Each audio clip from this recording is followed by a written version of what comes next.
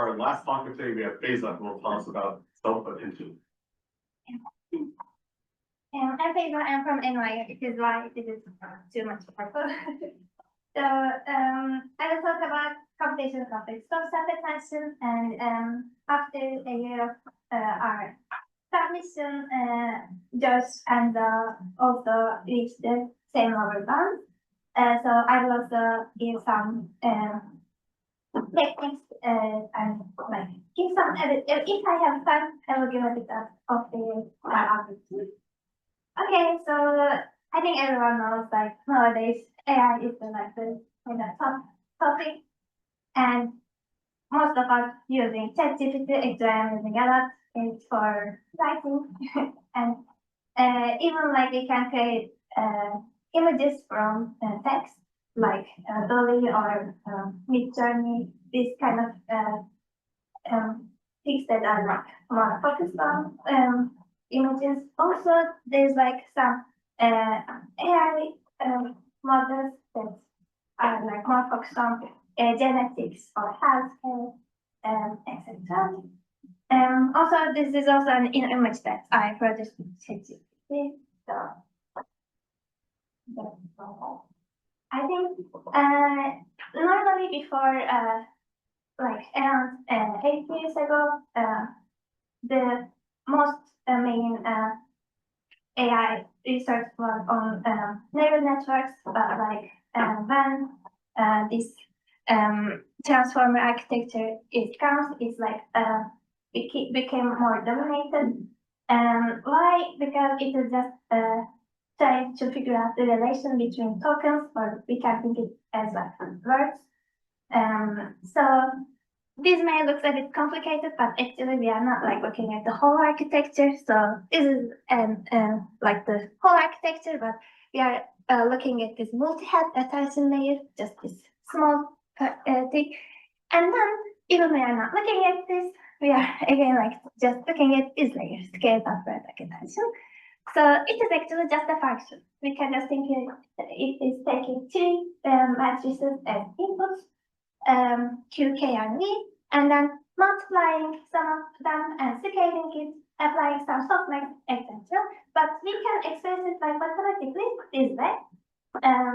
We have three matrices, and we are multiplying them with QK transpose, and then taking softmax of it, and multiplying again with another matrix.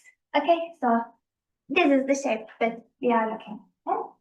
So some of us may not know softmax, so like I will describe also softmax. So if there were no softmax, we will have like multiplication of three matrices, right?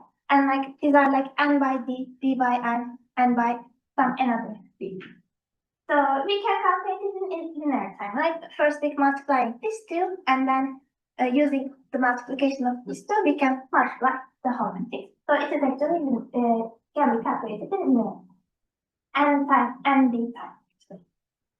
So, but we have something else, right? We have softmax. So when we multiply QK transpose, we are applying a softmax to that. And what is softmax? It is applying like a function applying by row wise. And normally maximum is a function that is giving 1 to the maximum entry and 0 to everything else, right? But softmax is just like making it a bit softer. So it is like high entries has more mass and low entries has very small mass. It is taking exponential of each entry and like just dividing by row size. Okay, it is very. So and the question is, even if we have softmax, can we do better than quadratic, right? Because if we just try to directly multiply these two matrices, we need quadratic.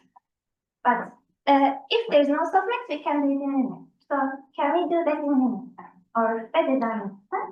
There's lots of philosophers. Actually, these are the papers before our work. So there's like a lot more recently, and like they are using lots of things. Some of them are using randomized algorithms like hashing. Some of them using low rank approximations, kernel-based approximation, etc.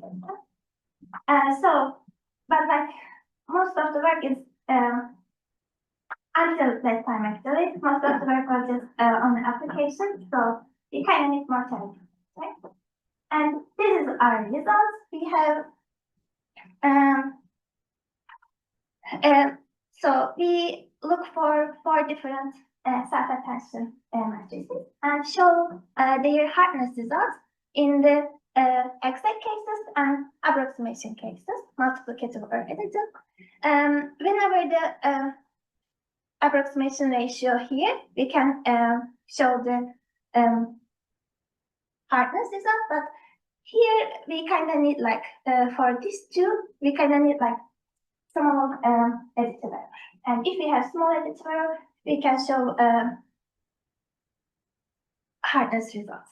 Actually, Josh's paper is like kind of closing this gap, and like, yeah, it is given an algorithm for this.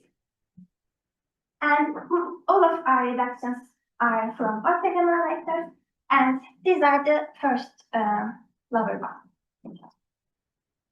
And this is the. So you mean that it needs n square time or? That needs n square time, yes. Obviously.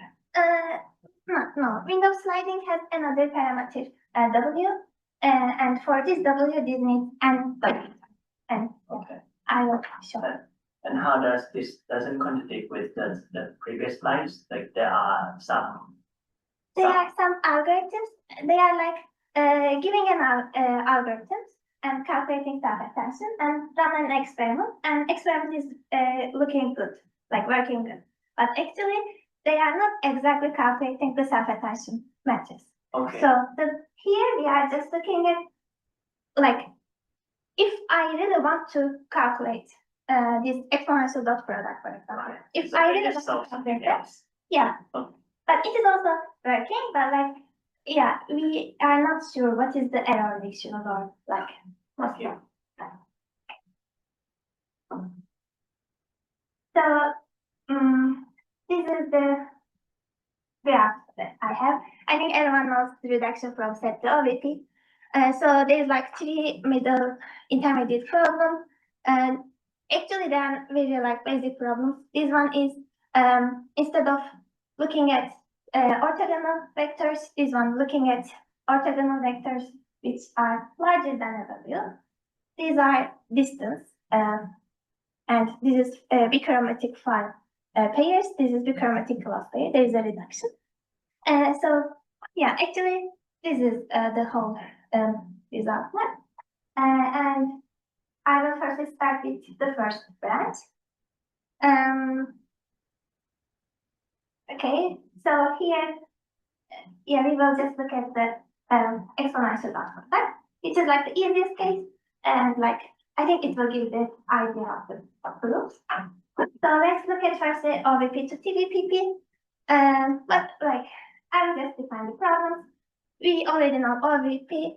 We have 2 sets, and we are looking at a pair from different sets they are orthogonal. But here, this is like threshold version. We again have 2 sets, but their dot product is larger. See?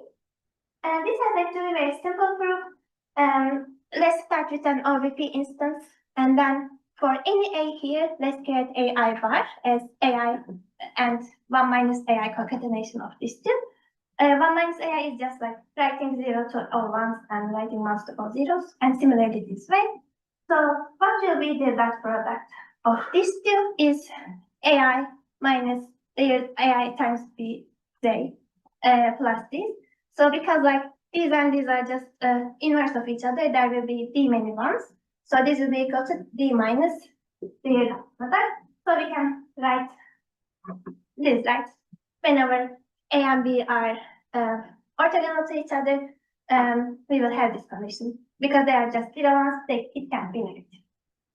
Okay, so yeah, I think I shouldn't even put this for you, but okay, thank you.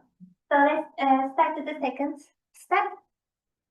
We already know this problem. In this problem, we are looking at A and B, which is larger than a threshold. So now, like, what is exponential dot product, which is very similar with self-expression, but we have like each of the their dot product, but not we are dividing with their summation, like not normalizing. Okay. So okay. Here, let's start with TVPP instance, and then create these matrices. So, okay, so for any AI, we are putting A1, A2, AN here, and for any BI, we are putting CB1, CB2, CB2 here. So, what will be the entry then? It will be dot product of these two, right? E to the dot product of these two, yeah. Then E to the C times AI transpose times speed. Okay, all the entries are this. And this B entry is just, let's take just one, like just one vector. It is okay to have that because you know, we can just zero out everything else in the V. Even this is hard, then the other is all the time. So this will be the output, and what will we have? What will we have here? This yi will be equal to, like, because these are one, summation of everything in this row, right? So it will be n many exponential summations. Is it clear? AIs will be the common ones, and it will be just go over all the things. Okay. So then, like this TVPP instance, we have like, we just create an output, and all the output is just summation of n many exponents. So what can we write from here? If there is a pair such that their dot product is larger than a threshold, we can say that for this specific pair will appear at some point, right? And for some point, it will be like e to the c times t. For that some point, it will be t. And like, I can just take that one and just thought everything else is zero. So I can write directly that yi, one of the yi, will be larger than e to the ct. But everything is less than t minus 1, because I know that they are binary, so it can't be something else between them. If this is t minus 1, I know that all of the entries here will be less than n times e to the c times t minus 1, right? Because everything is less than t minus 1, so I'm just summing over n minutes. So if we select c as log 2n, we can just distinguish these two. And what does that mean? If I am able to calculate self-attention in quadratic time, I am just like looking at all the entries. There is n many entries, so I can do it in order of n time, and then just checking if any of them is larger than e to the c. And if one of them is larger than e to the c, I can conclude that there is a pair. Otherwise, there is one. Okay, is this clear? So there's also like multiplicative version of it. So instead of outputting y directly, we can output y such that which is multiplicatively close to that. Like new times, like each entry is in between new times yi and minus new times. So we can write the simulating. So if we have this, we will have again e to the ct, and this multiplication is just comes from this equation. And again, if everything is less than t minus 1, again, this part is just yi, and this part is coming from this equation. So again, yeah, then like if I select c as this value, I can distinguish. So what we observe here, until now, we are like selecting c very much, right? Like it is like log n, and even when mu is like decreasing, it is also increasing. So again, we can write it for a bit of approximation. Everything is the same. Now we will just here minus mu and plus mu, and with this writing like selecting these, we can distinguish them. And lastly, we also look at like instead of the output matrix, instead of multiplying with B matrix, can we just approximate the previous matrix also? And then multiplying it with something. So because like last matrix doesn't matter a lot, right? Because we just select one of them. So this is my matrix before I multiply it with the last one. And even if I have these two, again, I can write these results. Okay. So I said that there are like, we just look for other in total forming self-attention calculation. So this is as the original softmax dot product. We have exponential over summation of all of them. And like the proof is similar, like but like a bit more algebraic calculations, I think. And we can just give the similar result for that. This is window sliding. What is that? It is like we are zero out everything here, and we are just looking at diagonal, and it is WM. So the proof is very similar for that, but like a bit more tricky. We are starting with the square root of Wn many instances, like n many Wn square root of Wn many TDPP instances, and then like putting everything here with some order. Some of them appear more than once, and it will just make sure that all the pairs will appear in this part. It is because we will get square of the square root of the n will be Wn, so we will have this. Okay. Lastly, this is the kernel, Gaussian kernel. So this is the distance, actual distance, and it is just looking at e to the layer elements. Many papers are trying to approximate this instead of softmax because there's like lots of previous works trying to approximate this Gaussian. Okay. So we have like similar results for them. So now we said that we just look at this part, right? But how about this part? Because here we actually run this self-attention layer by layer. Like actually we are just running it like maybe k many times. Okay, so what will be the computational complexity of this part? We should check. It is like very easy. We will just, it is just a something like k many parallel version of the same problem.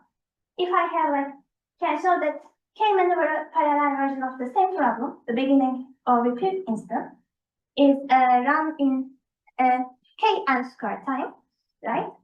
Then I can say that yeah, like this k many multi-heads, because I am giving like different inputs to all of them, will run in kn square time. So how can we show that? It is also very basic. For AC, we are just looking at these pairs, A1BT and A2BT plus 1 and AKBT minus 1. Okay?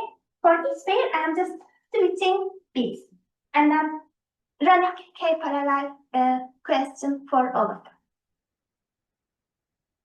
So if I just combine everything then, I run this for K many times. So this will run in K times K to the n square better than K n square time.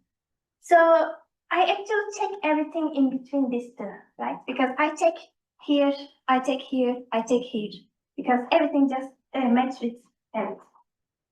Which means that I actually solve the original problem with Kn many instances in better than Kn to the 2 minus epsilon. Okay, so we can just assume that K is less than 1. So which contradicts. So which means if we have like a multi-layers, multi-heads will run in K. Okay, yeah, I have that. So in our paper, I also look at like approximation. Okay, okay.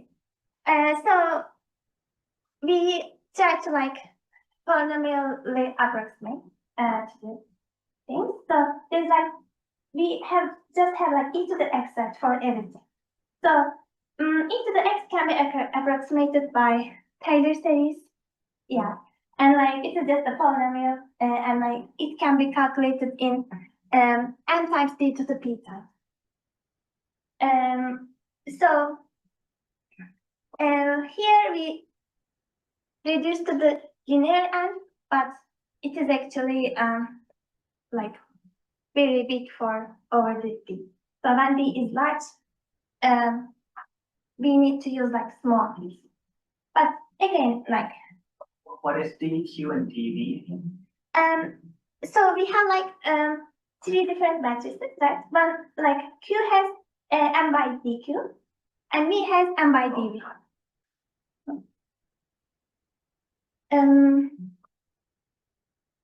Okay. So how about like the bounded entries?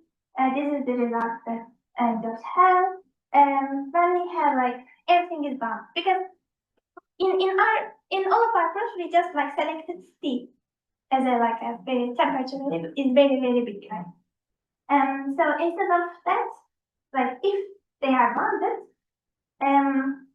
we can like show there's an algorithm which runs in linear time. So I was just thinking that I couldn't reach that part, so actually I just like give some overview, not the whole algorithm. So here there's like exponentials e to the q k transpose, and we want to approximate this value. And to make it, we need to like we can just make it like low rank approximation to that, right?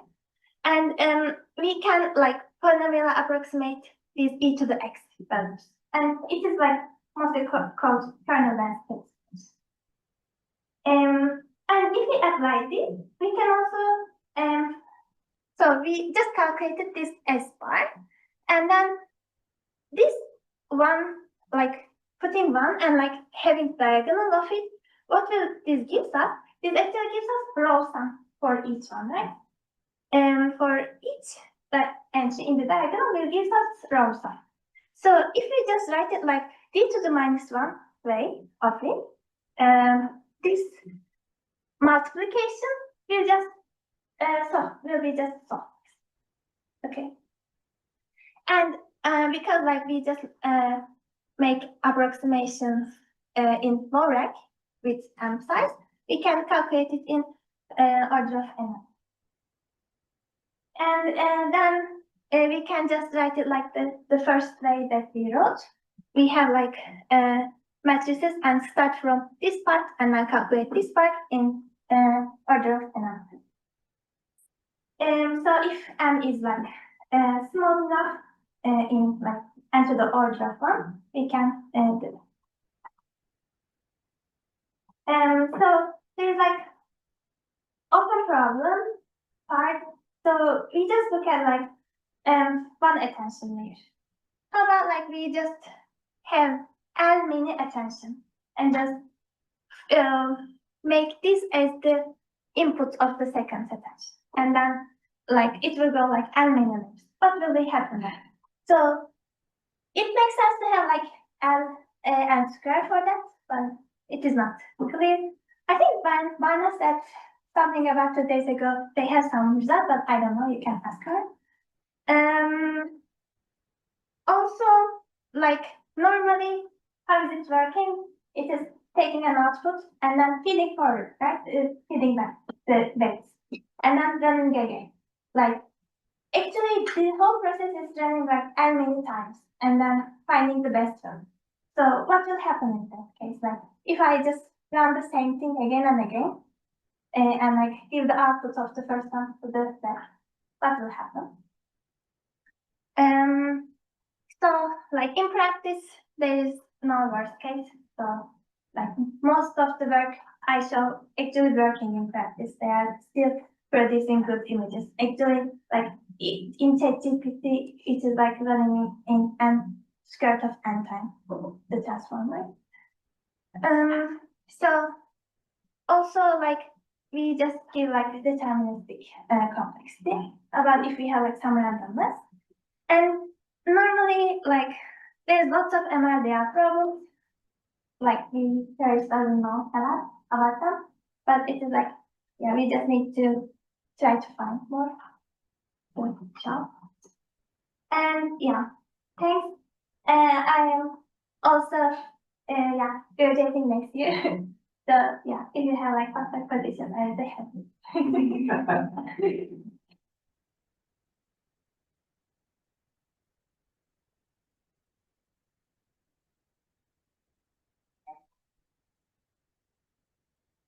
A bit confused what like does the lower bound holds for randomized algorithm it should, right? Why what is this third bullet here in the open problem set? And why not get more complex? I think because we just give like specific Q, specific K, and specific V, and this is like the worst case. And we show that like for this specific case, it is hard. Like I can't calculate so much for. Or you think of like when the input is stochastic? Yeah. Okay.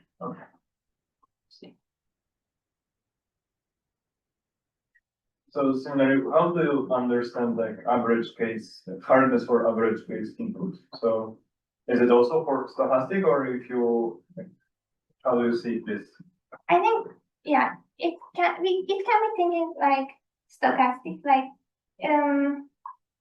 for example, in generative, like to generate an image, we are just starting with some random image, and then after that, it is just trying to figure out what is the next. So actually, there's like some randomness in everything, and then like we can just try to look at like some random thing in the beginning, and then even for that, when we just move to the next and next and next, we will just see some hard example. But yeah, it is not that clear from that also. Okay. Any questions? Thank you.